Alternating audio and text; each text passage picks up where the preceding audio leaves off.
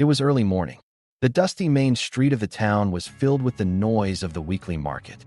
Farmers, miners, hunters, and tired travelers were all mixed with hope and fear. Liam Becker, despite the weariness and unease that came with years, held the reins of his horse tightly and looked around.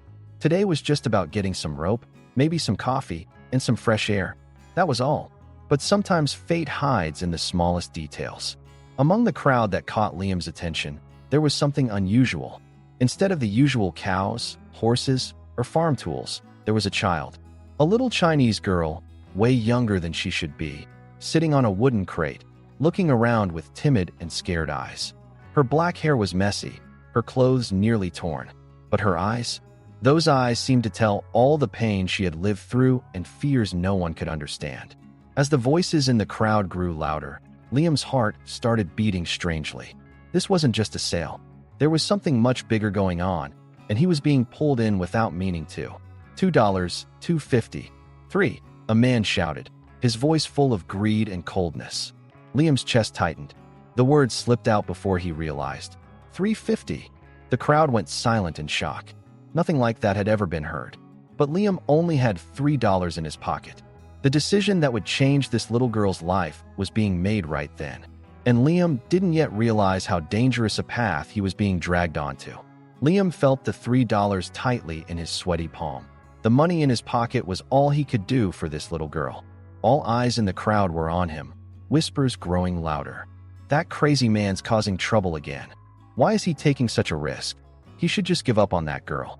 But Liam turned his back on them all. What mattered to him was calming the fear in little May's eyes. May looked at Liam trembling.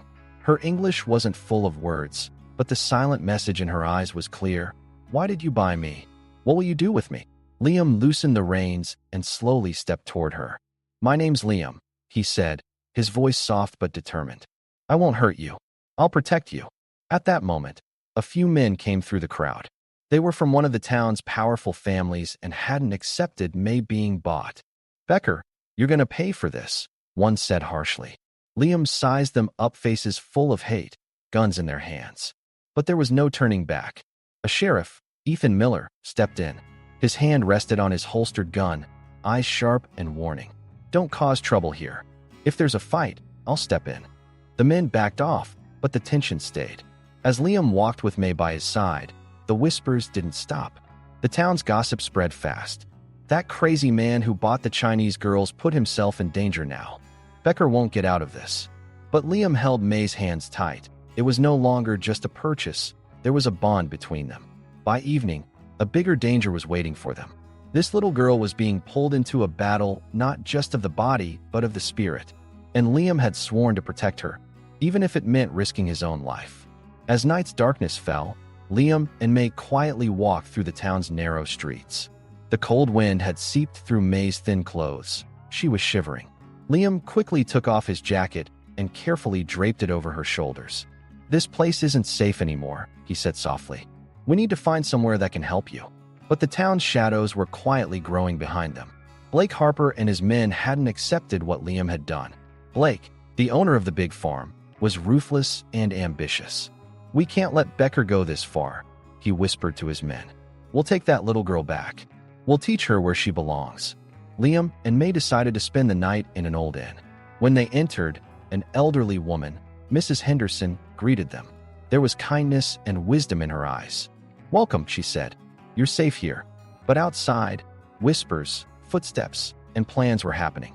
Blake and his men were secretly watching. The time for their first attack was coming. At the first light of morning, Liam mounted his horse and tried to calm May. We need to get away from here. I'll take you to a safe place. May looked at him. Her eyes held both fear and a new glimmer of hope. But Blake's men were already lying in wait. They appeared at the edge of the trail. They pulled out their guns and shouted, Stop! Give us that little girl. Liam quickly pulled on the reins of his horse. If you're coming, you'll have to face me, he said with a firm voice. The sound of guns being drawn broke the quiet of the town. And so, a tough fight began. Liam's life was turning into a battle not just for May, but for his own honor and freedom. The sound of gunshots echoed through the swirling dust. Liam moved quickly on his horse, all while trying to protect May. Although Blake's men outnumbered him, Liam's determination and agility were putting them in a tough spot. A few shots were fired, dirt flew up, but no one was seriously hurt yet. May, trembling inside the wagon, watched Liam. Her fear and helplessness suddenly turned into courage because of this man fighting for her. "Why are you protecting me?" she whispered, her voice still fragile. Liam looked straight at her and answered, "Because no one, especially someone like you, should have to live in fear." As the fight went on, an unexpected voice rang out. "Enough!" Sheriff Ethan Miller shouted, raising his gun. The men stopped, and for a moment the tension eased. Miller's stern look made everyone back off without hesitation. But this was only a short pause. Liam and May knew bigger dangers were waiting. Sheriff Miller came closer and whispered quietly, "Blake's anger isn't going to end soon. This is just the beginning for them." Liam took a deep breath. "I have to change that little girl's life forever. If I don't, none of this will matter." At that moment, a new strength appeared in May's eyes. Together, they had sworn to fight against the challenges and threats, to protect both their freedom and their honor. Liam and May had spent the night in a small farmhouse. Safety was their biggest worry, but sometimes the most dangerous enemy came from the closest circle. Sheriff Ethan Miller looked like he was helping from the outside, but there was a secret deal between him and the town's powerful men. Liam felt it, but couldn't prove it. Early in the morning, Liam woke up to the door quietly opening. It was Miller, with a forced friendly smile on his face. "Liam, I'm trying to protect you and May, but you have to be careful. The town isn't on your side," he said. Liam knew he couldn't trust the sheriff, but he had no other choice. "I can't trust anyone," he thought. Then, he looked out the window and saw a group of men approaching down the road. They were Blake Harper's men. This time they were coming with quiet and deadly plans. May hugged Liam tightly. "It's dangerous to stay here," she whispered. Liam started making a plan. "Our horse has to be ready. We might have to run." Just then, the door suddenly broke open. The men rushed inside. Liam quickly moved to protect May, but they were too many. The fight started. Fists, screams, and scared looks all mixed together. But the fire of courage burning inside Liam didn't go out. He realized this fight wasn't just for May, it was for his own honor and freedom too. After the fight, the house fell into silence. Liam sat down on the floor, covered in blood, but still standing strong. May was on her knees, her eyes shining with both fear and hope. Outside, the harsh realities and ruthless judgments of the town were after them. But inside, a new strength was born, a desire for freedom and a deep connection between them. Sheriff Ethan Miller's betrayal had come out as a painful truth. He had become a pawn of the town's powerful men, acting for their interests.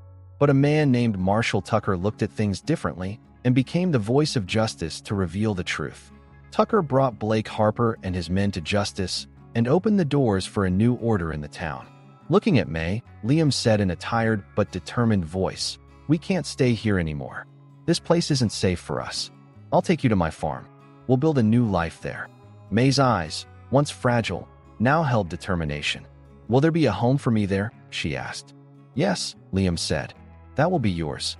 Land you'll grow with your own hands, a world you'll feed with your harvest. I won't just be your protector, but also your friend, and more than a friend, your family." Months passed. May became one of the most successful gardeners on the farm. With the seeds she planted, she softened not only the soil but also the town's heart. Her success and determination slowly broke people's prejudices. Liam handed over half the farm to her. She was officially free now, not just a worker, but a landowner. At night, sitting on the porch watching the sunset, Liam and May smiled at each other. The $3 fate had given them had changed their lives forever. That little piece of paper was gone now, but the friendship, trust, and love between them would last forever. "You know," May said, "sometimes the darkest moments bring the brightest hopes." Liam nodded. "And you are that hope itself."